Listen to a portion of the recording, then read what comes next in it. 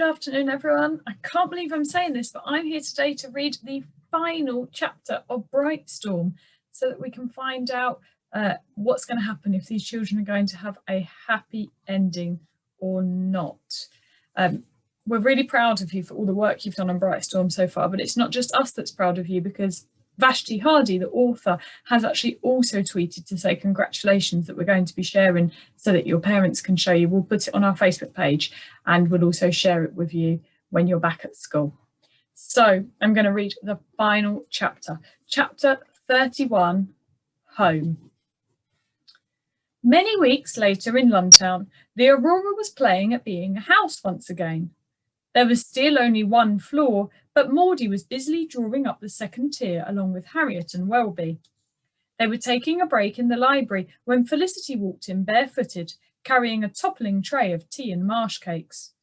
Everyone else had taken off their shoes due to Felicity's suggestion of no shoe Mondays, which she said was nothing short of complete foot liberation. Welby refused, but Maudie and Arthur hid his polished shoes on the roof, so he was forced to join in. Welby rushed into the room, waving the Longtown Chronicle, and passed it to Arthur. Arthur read the title, and his heart soared. Brightstorm family name cleared. He stood and read on. In breaking news, Ernest Brightstorm has been cleared of all his accusations and declared wrongly charged in the case of breaking the Explorer's Code during the ill-fated First Polaris Challenge. The Longtown Chronicle and the Geographical Society has therefore agreed the prize money should be divided between the relatives of those who perished on the Violetta and Arthur and Maudie Brightstorm, Ernest's two surviving children. Evidence brought back by the Culpeper expedition has also proved the docile nature of the great fauna of the third continent, previously believed to have been vicious beasts. These wolf-like creatures, as it turns out, are highly intelligent super sapients. The new theory is that the cause of death of the Brightstorm crew was a monumental tragedy.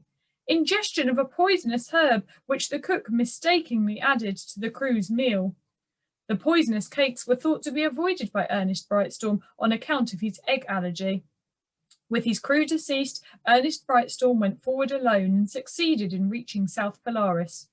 Knowing he was without hope of rescue before supplies ran out, he bravely carried on and managed to win glory for himself and his crew.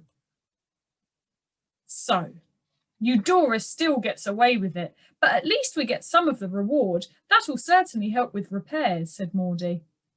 Just her style to contrive that the dead take the blame, Arthur muttered. She's got too many allies in the right places. This is the best result we could have hoped for with our lack of other evidence, Harriet said. There's no sense looking backwards now. Felicity circled the room, topping off everyone's cup of honeyed tea, pausing to fluff Arthur's windswept hair. He smiled, with cheeks stuffed with marsh cake. And now we have a claim on the Brightstorm home and the rest of Dad's insured property. We can help fund the rest of the Aurora's reconstruction. Arthur turned the newspaper over. As much as he hated that Eudora had got away with murder, at least she hadn't claimed South Polaris, and he finally knew the truth. A small article on the back caught his eye. Armitage Wrigglesworth mysteriously disappears in the Eastern Isles. What is it? Maudie said curiously, looking up from her engineering book. He held the newspaper out to her. Harriet peered over and read too. Everyone fell silent.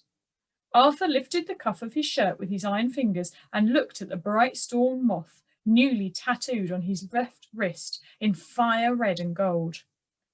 There's bound to be a trail that leads to the answer, he said. It says here that his family will reward richly for his safe return. Maudie retied the new red ribbon in her hair. Wiggling her toes, Felicity said, I've always wanted to get my hands on the Eastern Moko bean. They say the flavour is the best in the wide. Well, this sounds like a challenge to me. What do you say, Arthur? There was an undeniable twinkle in Harriet's eye. Arthur hesitated. Maudie had her studies, and she could make it to Universitas within a few years if she worked hard. She looked at him and shook her head. Artie, don't you seriously think I'd let you have all the fun without me? I can bring my engineering books with me, you know. Parthena gave an emphatic screech, and Queenie brushed against Arthur's leg and purred. She winked an amber eye at him. The world was so full of colour and laughter at number 4 Archangel Street, it would be hard to leave London, except, of course, the Aurora would be with them. Arthur looked around at all the warm faces gazing back at him. Even Welby had a quiet smile on his lips. A surge of excitement rose in Arthur's stomach. Maudie grinned at him. I know I'm ready for another adventure. What about you, Arthur? Me? I'm a Brightstorm. I was born ready. And that is the end of this book. Perhaps you've guessed from that ending that this book is not the only one in this series of stories. There are others that have been written about Arthur and Maudie Brightstorm. Perhaps you'll be able to read another one if you visit the library or once you're able to go to a bookshop. I really hope that you've enjoyed that story as much as we have, and we're really looking forward to seeing you very soon. Goodbye.